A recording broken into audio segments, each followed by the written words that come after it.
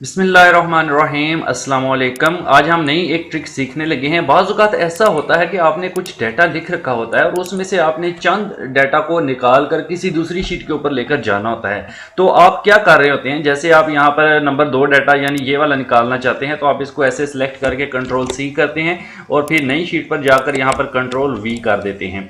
उसके बाद फिर आप आते हैं और दूसरी रो को ऐसे सिलेक्ट करते हैं, कॉपी करते हैं और जाकर के आप अपनी जो नई शीट है उसके ऊपर यहाँ पर पेस्ट कर रहे होते हैं। तो ये तरीका जो है वो गलत है। आपको सही तरीका क्या है वो यहाँ पर बताएंगे।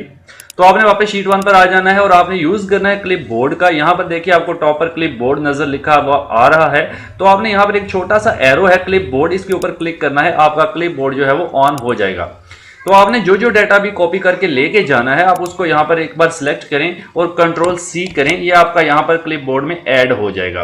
अब अगेन आप दूसरी वाली रो को सिलेक्ट करें, कंट्रोल सी करें, ये भी ऐड हो जाएगा। आप एक और रो को सिलेक्ट करें, कंट्रोल सी करें, ये भी ऐड हो जाएगा। इस तरह से आपने जो जो रो भी सिलेक्ट करके कंट्रोल सी करना है वो यहाँ पर ऐड हो जाएगा। नाउ अब आप एक नई शीट ओपन करते हैं और यहाँ पर आप कहीं भी पेस्ट करना चाहते हैं तो क्लिक करें और यहाँ पर जस्ट पेस्ट ऑल पर क्लिक करना है।